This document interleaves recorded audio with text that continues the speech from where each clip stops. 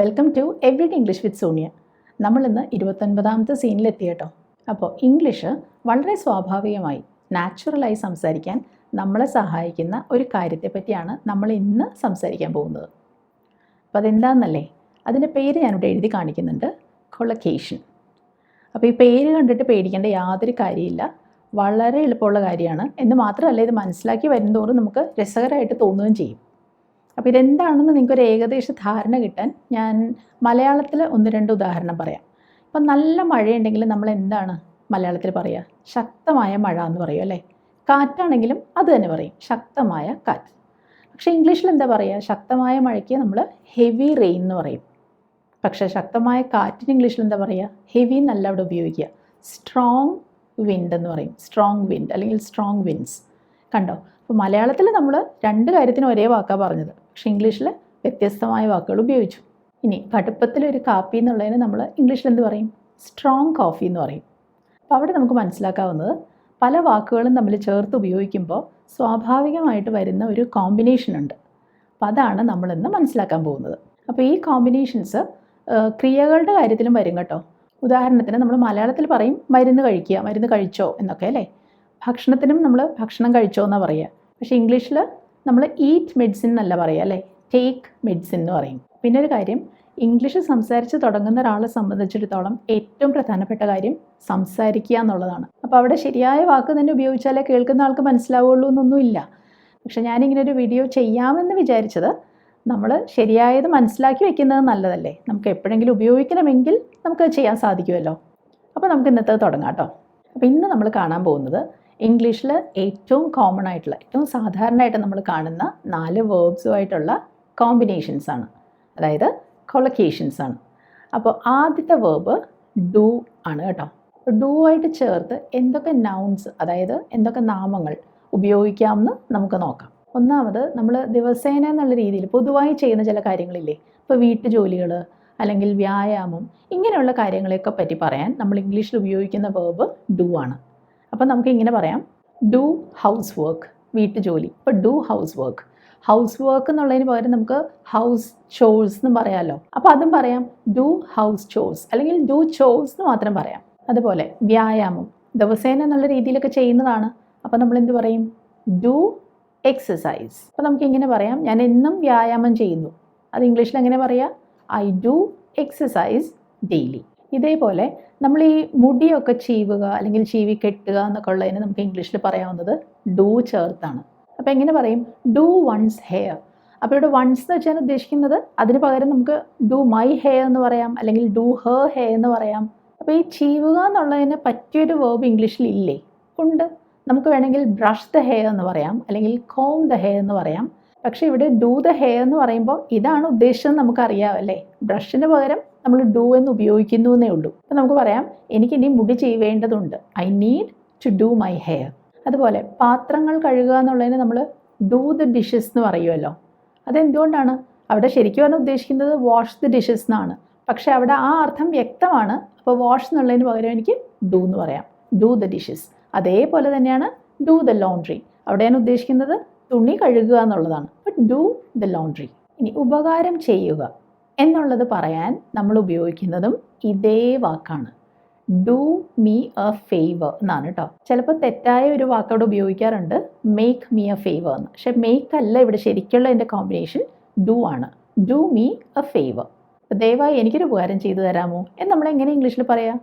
Could you do me A favour please. അതുപോലെ പഠനവുമായിട്ട് ബന്ധപ്പെട്ട പല കാര്യങ്ങളിലും നമ്മൾ ഡു ഉപയോഗിക്കാറുണ്ട്. അപ്പോൾ ഹോംവർക്ക് ചെയ്യുക, അത് മലയാളത്തിൽ നമ്മൾ ചെയ്യുക എന്ന് തന്നെയാണ് പറയുന്നത്. അതുകൊണ്ട് സ്വാഭാവികമായും നമുക്ക് ഡു തന്നെ വരും അവിടെ. അപ്പോൾ അവിടെ നമ്മൾ പറയുന്നത് ഡു ദ ഹോംവർക്ക്. പരീക്ഷയുടെ കാര്യത്തിന് നമുക്ക് ഡു എന്ന് തന്നെ പറയാം കേട്ടോ. അപ്പോൾ I have to do a test today, അതായത് എനിക്കിന്നൊരു പരീക്ഷ ഉണ്ടെന്നാണ് അർത്ഥം. I have to do a test. പക്ഷേ ഒരു കാര്യം, ഇവിടെ ഇപ്പോൾ ഈ ടെസ്റ്റ് എന്ന് പറഞ്ഞ വാക്കിൻ്റെ കൂടെ നമുക്ക് ടേക്ക് എന്നും ഉപയോഗിക്കാം. അപ്പോൾ ഡു ദ ടെസ്റ്റ് ശരിയാണ് എന്ന് വെച്ചിട്ട് അത് മാത്രമാണ് ശരിയെന്ന് അർത്ഥമില്ല, വേറെ ചില കോമ്പിനേഷൻസും സാധ്യമാണ്. അതേപോലെ ഒരു അസൈൻമെൻറ്റ് ചെയ്യാന്നുള്ളതിനും ഡു ദി അസൈൻമെൻറ്റ് എന്ന് പറയുക. എന്തെങ്കിലും ഒരു കാര്യത്തെപ്പറ്റി ആഴത്തിൽ പഠിക്കാൻ ശ്രമിക്കുക അല്ലെങ്കിൽ ഗവേഷണം നടത്തുക, അവിടെയും പറയുന്നത് ഡു റിസർച്ച്. അപ്പോൾ ഹോംവർക്ക് ചെയ്യാൻ മറക്കരുതേ. എങ്ങനെ പറയും? Don't forget to do your homework. Assignment ചെയ്തുവോ എങ്ങനെ ചോദിക്കും? Did you do the assignment? Do the assignment. ഇനി നമുക്ക് മേക്ക് എന്ന വേർബുമായിട്ട് ചേർത്ത് ഉപയോഗിക്കാവുന്ന എന്തൊക്കെ വാക്കുകളുണ്ടെന്ന് നോക്കാം. അപ്പോൾ മേക്കിൻ്റെ കൊളൊക്കേഷൻസ് ആണ് നമ്മളിനി നോക്കാൻ പോകുന്നത്. അപ്പോൾ എന്തെങ്കിലും ഒരു കാര്യത്തിന് വേണ്ടി നമ്മൾ നടത്തുന്ന ഒരുക്കങ്ങൾ, അല്ലെങ്കിൽ അതിനു വേണ്ടി നമ്മൾ പ്ലാൻ ഇടുന്ന കാര്യങ്ങൾ, ഇതിനൊക്കെ നമ്മൾ മേക്ക് എന്ന വേർബാണ് ഉപയോഗിക്കുക. അപ്പോൾ മേക്ക് പ്ലാൻസ് എന്ന് പറയാം, മേക്ക് അറേഞ്ച്മെൻറ്റ്സ് എന്ന് പറയാം, അതായത് തയ്യാറെടുപ്പുകൾ നടത്തുക, മേക്ക് അറേഞ്ച്മെൻറ്റ്സ്. ഒരു തീരുമാനം എടുക്കുക എന്നുള്ളതിനും മേക്ക് എ ഡിസിഷൻ എന്ന് പറയും, ടേക്ക് എ ഡിസിഷൻ എന്നും പറയാം കേട്ടോ. അപ്പോൾ നമുക്കിങ്ങനെ പറയണമെന്നിരിക്കട്ടെ, അവസാനം ഞാനൊരു തീരുമാനം എടുത്തിരിക്കുന്നു. എങ്ങനെ പറയും? Finally I have made A decision. പിന്നെ നമ്മൾ മേക്ക് ഉപയോഗിക്കുന്നത് ഭക്ഷണമായിട്ട് ബന്ധപ്പെട്ട കാര്യങ്ങളിലാണ്. അപ്പോൾ അറിയാമല്ലോ, ടു മേക്ക് ടീ എന്ന് പറയാം, ടു മേക്ക് കോഫി എന്ന് പറയാം, അല്ലെങ്കിൽ to make a cake, to make sandwiches, ഇതെല്ലാം പറയാം. ഏതെങ്കിലും ഒരു സമയത്തെ മീലിനെ പറ്റി തന്നെ, അതായത് ആ ഭക്ഷണത്തെ പറ്റി തന്നെ നമുക്ക് മേക്ക് ഉപയോഗിച്ച് പറയാം. ഇപ്പോൾ ഉച്ചയ്ക്കത്തേക്കുള്ള ഊണ് തയ്യാറാക്കുന്നതിനെ പറ്റിയാണ് പറയുന്നതെങ്കിൽ നമുക്ക് ടു മേക്ക് ലഞ്ച് എന്ന് പറയാം. രാത്രിയിലേക്കാണെങ്കിൽ ടു മേക്ക് ഡിന്നർ. അപ്പോൾ ഞാനൊരു കേക്ക് ഉണ്ടാക്കാൻ പോവുകയാണ്, അപ്പോൾ എന്ത് പറയും? I am going to make a cake. അതുപോലെ എന്തെങ്കിലും തരത്തിലുള്ള ശബ്ദങ്ങൾ, അതിനെപ്പറ്റി പറയാനും നമുക്ക് മേക്ക് തന്നെയാണ് ഉപയോഗിക്കാവുന്നത്. അപ്പോൾ ടു മേക്ക് എ നോയ്സ് എന്ന് പറയാം, അല്ലെങ്കിൽ ടു മേക്ക് എ സൗണ്ട് എന്ന് പറയാം. ഇനി എന്തെങ്കിലും തരത്തിലുള്ളൊരു തെറ്റ് വരുത്തുക എന്നുള്ളതിനും നമ്മൾ ഉപയോഗിക്കുന്ന വേർബ് മേക്കാണ്, ടു മേക്ക് എ മിസ്റ്റേക്ക്. അതുപോലെ എന്തെങ്കിലും ഒരു കാര്യം ആകെ അലങ്കോലമാക്കുക എന്നൊക്കെ പറയില്ലേ, അവിടെ നമ്മൾ മേക്കാണ് പറയുക, make a mess, make a mess. നേരത്തെ നമ്മളൊരു കാര്യം പറഞ്ഞത് ഓർക്കുന്നുണ്ടോ? നമ്മൾ വീട്ടിലൊക്കെ ദിവസേന എന്നുള്ള രീതിയിൽ ചെയ്യുന്ന ചില കാര്യങ്ങൾ, അതിന് നമ്മൾ ഡു എന്ന് ഉപയോഗിക്കുമെന്ന്. ഇപ്പോൾ ഡു ദ ഹൗസ് വർക്ക് നമ്മൾ കണ്ടതല്ലേ. പക്ഷെ ഒരു കാര്യത്തിൽ വ്യത്യാസമുണ്ട് കേട്ടോ. നമ്മൾ രാവിലെ ഉണർന്ന ഉടനെ കിടക്കയൊക്കെ ഒന്ന് വിരിച്ചിടുന്നതിന് നമ്മൾ പറയുന്നത് ഡു ദ ബെഡ് എന്നല്ല, മേക്ക് ദ ബെഡ് എന്നാണ്. അപ്പോൾ ഇവിടെ നമുക്ക് മേക്കാണ് ഉപയോഗിക്കേണ്ടത്, മേക്ക് ദ ബെഡ്. അതുപോലെ ഏതെങ്കിലും ഒരു കാര്യത്തിൽ ഒരു വ്യത്യാസം വരുത്തുക എന്നുള്ളതിനും ഡു എ ചേഞ്ച് അല്ല, മേക്ക് എ ചേഞ്ച് ആണ്. അപ്പോൾ എന്തെങ്കിലും ഒരു പുരോഗതി വരുത്തുക എന്നുള്ളതിന് നമ്മൾ ഉപയോഗിക്കുന്ന വാക്കോ അവിടെ മേക്കാണ്, ടു മേക്ക് എ പ്രോഗ്രസ്. അപ്പോൾ നമുക്ക് ഇങ്ങനെ പറയണമെന്നിരിക്കട്ടെ, ഇപ്പോൾ ക്ലാസ്സിൽ കുട്ടികളുടെ പഠന കാര്യത്തിൽ കുറച്ച് പുരോഗതി ഉണ്ടായിട്ടുണ്ട്. അതെങ്ങനെ പറയും? I think the students have made some progress, made some progress. ഇതേപോലെ തന്നെയാണ് പണം ഉണ്ടാക്കുക എന്നുള്ളതിന് മേക്ക് മണി എന്ന് പറയുക. ലാഭം ഉണ്ടാക്കുക അല്ലെങ്കിൽ നഷ്ടം വരിക, ഇതിനൊക്കെ നമുക്ക് മേക്ക് തന്നെ ഉപയോഗിക്കാം. ടു മേക്ക് എ പ്രോഫിറ്റ്, ലാഭം. നഷ്ടമാണെങ്കിലോ ടു മേക്ക് എ ലോസ്. എന്തെങ്കിലും ഒരു വാഗ്ദാനം മുന്നോട്ട് വയ്ക്കുക എന്ന് പറയുന്നതിനും മേക്ക് ആൻ ഓഫർ എന്നാണ് പറയുക, ടു മേക്ക് ആൻ ഓഫർ. ഇനി എന്തെങ്കിലും ഒരു കാര്യം ചെയ്യാമെന്ന് പറഞ്ഞിരുന്നു, അത് ചെയ്തില്ലെങ്കിൽ നമ്മളതിന് കുറച്ച് കാരണങ്ങളൊക്കെ പറയില്ലേ, അതിനും നമ്മൾ ഉപയോഗിക്കുന്നത് മേക്കാണ്, ടു മേക്ക് ആൻ എക്സ്ക്യൂസ്. ഇനി നമുക്ക് മൂന്നാമത്തെ വേർബ് നോക്കാം. ഇവിടെ നമ്മൾ നോക്കുന്നത് ഗിവ് എന്നതാണ് കേട്ടോ. അപ്പോൾ ആദ്യം നമ്മൾ പലപ്പോഴും ഉപയോഗിക്കാറുള്ളൊരു കാര്യത്തെപ്പറ്റി തന്നെ പറയാം. അപ്പോൾ എന്നെ ഒന്ന് ഫോണിൽ വിളിക്കണേ എന്ന് പറയണമെങ്കിൽ നമ്മൾ എന്താ പറയുക? ഗിവ് മീ എ കോൾ എന്ന് പറഞ്ഞാൽ മതി അല്ലേ. അപ്പോൾ ഗിവ് എ കോൾ നമുക്ക് ഉപയോഗിക്കാം. ഇനി നമ്മുടെ കൂടെയുള്ള ആർക്കെങ്കിലും വണ്ടിയില്ല, അപ്പം നമ്മളാണ് അവരെവിടെയെങ്കിലും ഒന്ന് കൊണ്ടേ ആക്കി കൊടുക്കുന്നതെന്നിരിക്കട്ടെ, അവിടെ നമുക്ക് പറയാവുന്നത് to give a ride, to give a ride. മലയാളത്തിൽ നമ്മൾ പറയാറുണ്ട് എനിക്കൊരു ലിഫ്റ്റ് തരാമോ എന്നൊക്കെ, അതാണ് ഇവിടെ നമ്മൾ ഉദ്ദേശിക്കുന്നത്, ടു ഗിവ് എ റൈഡ്. അപ്പോൾ എന്നെ ഒന്ന് വിളിക്കണേ എന്ത് പറയും? Please give me A call. അതുപോലെ വിഷമിക്കേണ്ട, ഞാൻ നിന്നെ അവിടെ കൊണ്ടേ ആക്കാം, അപ്പോൾ എന്ത് പറയും? Don't worry, I will give you A ride, give you A ride. അതുപോലെ ഈ സംസാരമായിട്ട് ബന്ധപ്പെട്ട് വരുന്ന പല കാര്യങ്ങളിലും നമ്മൾ ഗിവ് പറയാറുണ്ട്. അതിൻ്റെ ഉത്തരം പറയൂ എന്നുള്ളതിന് ഗിവ് ആൻ ആൻസർ എന്ന് പറയാം, ഗിവ് ആണ് കേട്ടോ അവിടെ ഉപയോഗിക്കുന്നത്. അതുപോലെ ഒരു വിശദീകരണം തരൂ എന്നുള്ളതിനാണെങ്കിലോ ടു ഗിവ് ആൻ എക്സ്പ്ലനേഷൻ. ഉദാഹരണം തരൂ എന്നാണെങ്കിലോ ഗിവ് ആൻ എക്സാമ്പിൾ. ഇത് നമ്മൾ പലപ്പോഴും പരീക്ഷയ്ക്കൊക്കെ കാണുന്നതാണ് അല്ലേ, ഉദാഹരണം പറയുക, ഗിവ് ആൻ എക്സാമ്പിൾ. ഉപദേശം കൊടുക്കുക എന്നുള്ളതിന് നമ്മൾ ഗിവ് അഡ്വൈസ് എന്ന് പറയും. പക്ഷേ ഇവിടെ കണ്ടല്ലോ, ഞാൻ ഗിവ് ആൻ അഡ്വൈസ് എന്ന് പറഞ്ഞില്ല കേട്ടോ. ഒരു ഉപദേശം കൊടുക്കാമോ എന്ന് നമുക്ക് പറയാൻ പറ്റില്ല. കാരണം ഉപദേശം എന്ന് പറയുന്നത് നമ്മൾ എണ്ണാൻ പറ്റുന്നൊരു കാര്യമായിട്ടല്ല പറയുന്നത്. അതുകൊണ്ടാണ് നമ്മളവിടെ ആൻ എന്ന് പറയാത്തത്, ഗിവ് അഡ്വൈസ്. ഇനി ഏതെങ്കിലും ഒരു കാര്യം ഉപദേശമായിട്ട് പറയാമോ എന്നാണ് നമ്മൾ പറയാൻ ഉദ്ദേശിക്കുന്നതെങ്കിൽ അവിടെ നമുക്ക് പറയാവുന്നത് give a piece of advice എന്നാണ്, അല്ലെങ്കിൽ ഗിവ് സം അഡ്വൈസ് എന്നും പറയാം. അപ്പോൾ give a piece of advice അല്ലെങ്കിൽ ഗിവ് സം അഡ്വൈസ്. ഇതേപോലെ തന്നെയാണ് ഇൻഫർമേഷൻ്റെ കാര്യത്തിലും.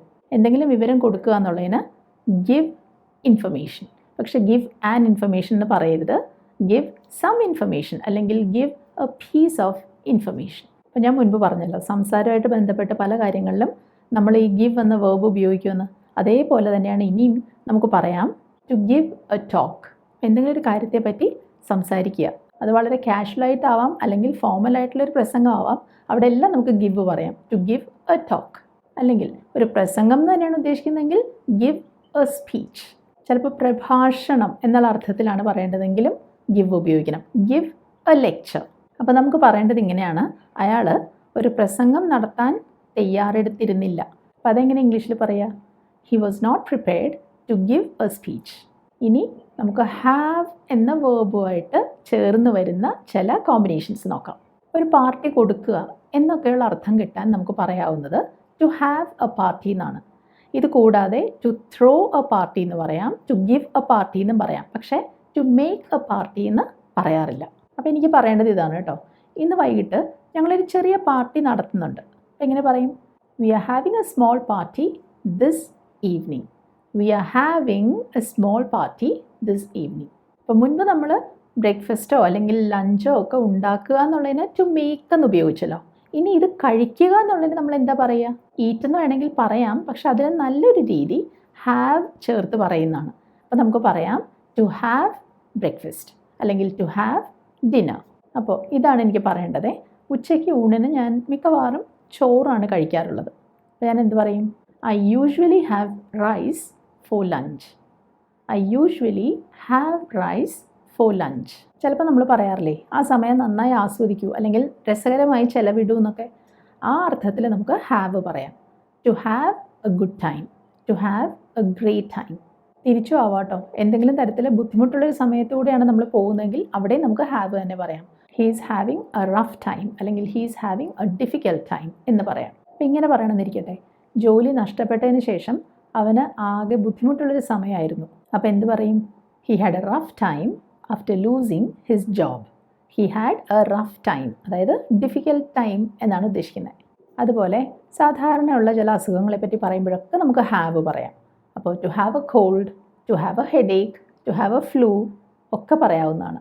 അതുപോലെ എന്തെങ്കിലും അനുഭവം എന്നുള്ള അർത്ഥത്തിൽ അല്ലെങ്കിൽ ജോലിയായിട്ട് ബന്ധപ്പെട്ട് പ്രവൃത്തി പരിചയം എന്നൊക്കെ പറയില്ലേ, ആ അർത്ഥത്തിലൊക്കെ നമുക്ക് ഹാവ് ഉപയോഗിക്കാം. അപ്പോൾ അവിടെ നമ്മൾ പറയുന്ന വാക്ക് എക്സ്പീരിയൻസ് എന്നാണ് കേട്ടോ. അപ്പോൾ നമ്മൾ എന്താ പറയുക? To have an experience. നിങ്ങൾക്ക് ചെറിയ കുട്ടികളെ പഠിപ്പിച്ച് എന്തെങ്കിലും പരിചയമുണ്ടോ? ഇതാണ് ചോദ്യം. എന്ത് പറയും?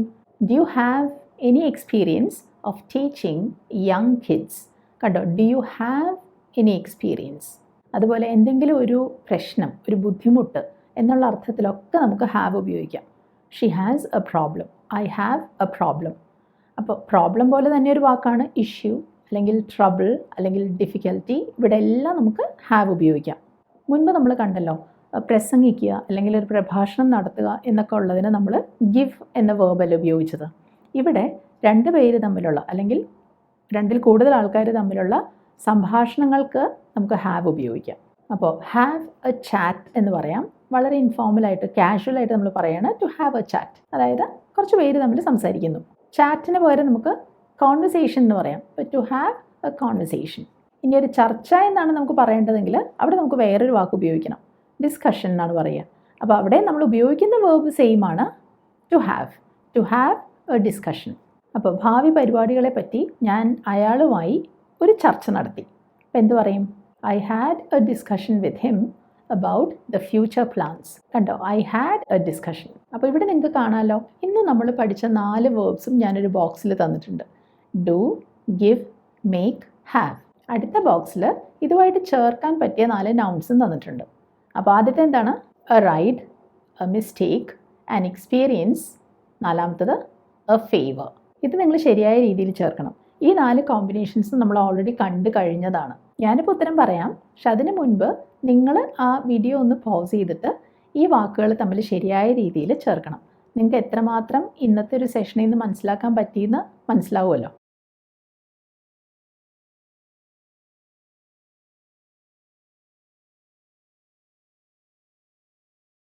അപ്പോൾ ഇന്നത്തെ ഈ സെഷൻ നിങ്ങൾക്ക് ഉപകാരപ്പെട്ടു എന്ന് ഞാൻ വിശ്വസിക്കട്ടെ.